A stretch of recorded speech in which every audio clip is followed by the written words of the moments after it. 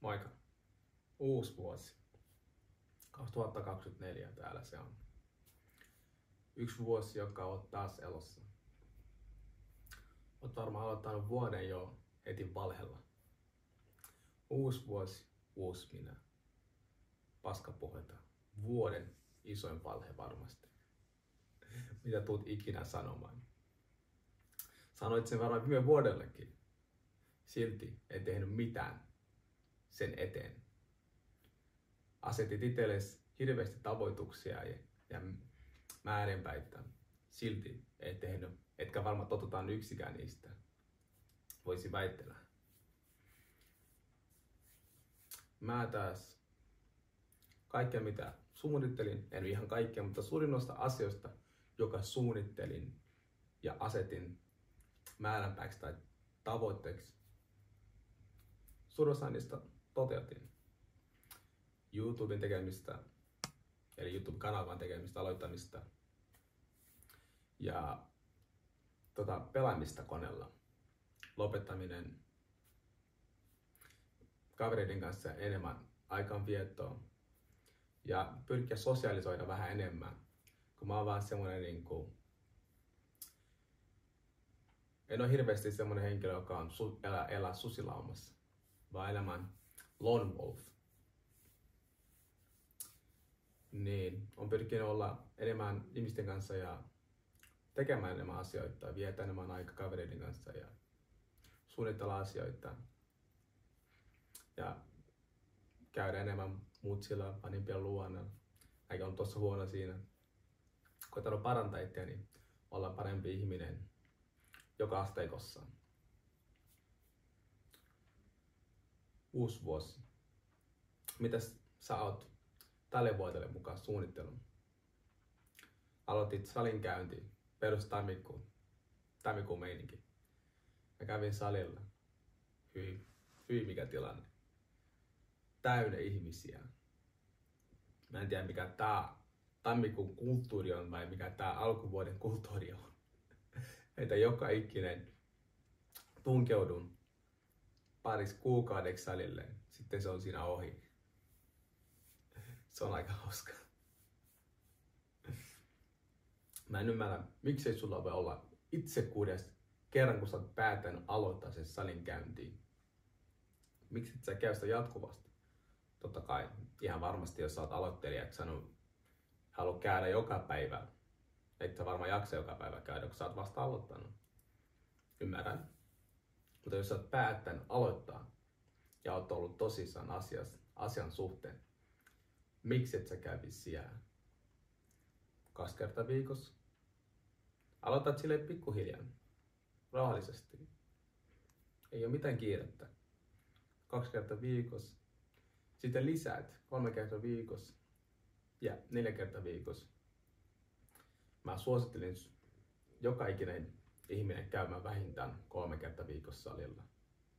Se on erittäin hyvän terveydelle ja fyysisyskuntolle. Ja toinen asia, mikä mua vituttaa. Mä annan purkan sen teille. Puhutaan aika paljon ilmastonmuutosta ja maapallon lämpenemisestä. Mä en ymmärrä näitä ihmisiä, jotka puskee väkisin tätä ilmastonmuutosagendaa.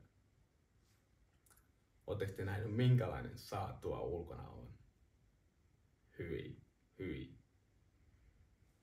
Onko toi muka kelpoinen sää ihmiskunnalle? Jos toi on tuloksena se, että me panostetaan vähemmän päästöihin, että ilmastojen lämpenemisen, niin ihmiset, päästäkää niin paljon päästöksiä kuin te vaan haluatte. Mä en halua elää tällaisessa ympäristössä. Kuka kykenee olla tuo ulkona? Ei ketään. Kuvitelkaa, jos karhu heräsi talviunesta. Kuinka paljon sitä vitutaistuitte herätä tuolla? Tommosella kelillä, tommosella säällä. Kun teette jotain, tehkää sen oikeasti, että teette sen tosissaan. Tehkää niitä asioita koska teillä on oikeasti visio ja määränpää, mihin te haluatte päätyä. Jos teillä on tavoitteet, niin menkää sitä tavoitetta kohta, mutta tehkää oikeasti. Tehkää oikeasti. Elämä on peliä. Elämä on kuin arvapeli. Jos sä et tee mitään sen eteen, sä et tule ikinä voittamaan. Niin jos sä haluat voittaa, niin tee jotain sen eteen. Kukaan ei tule antamaan sulle ilmasta voittoa. Mulla on semmonen lause, mikä mä sanon aina veljelle, että jos sä haluat jotain, sun pitää ottaa sen joltakin muulta. Jos sä haluat sen tosissaan, niin sitten sun pitää ottaa sen joltakin muulta. Esimerkiksi mahdollisuus, kykyä tehdä sen ja sitten saada ihmisiä sun rinnalle. Sä aina joudut ottamaan se jotakin muuta, jollakin on sitä. Ja se ei ole huono asia. Se on se kilpailu henkinen asia, mikä tulee siinä vastaan. Joka on ihan luonnollista ihmiskunnalle ja terveellistä. Niin olkaa fiksumpia tänä vuonna, olkaa viisaita ihmisiä. Pyrkikää olla viisaita ja fiksumpia ihmisiä. Aina mietikää tulevaisuutta. Mulla kerran esitettiin tai kysymys, missä sä näet itseäsi 5 vuoden päästä. Mun mielestä se on hyvä ja vaikea kysymys vastata. Koska kukaan ei ikinä miettiä, missä mä olen 5 vuoden päästä. Niin miettikää, missä sä haluat olla, missä te haluatte olla 5 vuoden päästä, missä sä haluat olla 5 vuoden päästä. Mikä on sun tavoitteet, näkemykset ja unelmat. Ei mitään, hei. Pysykää, seuratkaa mua. Viime vuonna päästin rikkomaan 100 seuraajan määrä. Tänä vuonna halutaan taas rikota tietyn määrä. Tänä vuonna tarkoitus on panostaa täysillä taas sosiaalimedia kaikilla voimiin. Niin seuratkaa mua.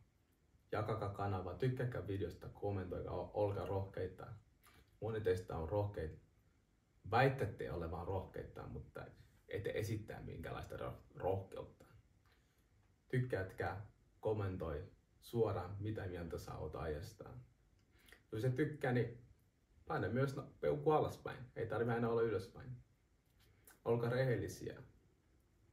Se on tärkeää. Sillä päästään pitkälle. Nähdään taas.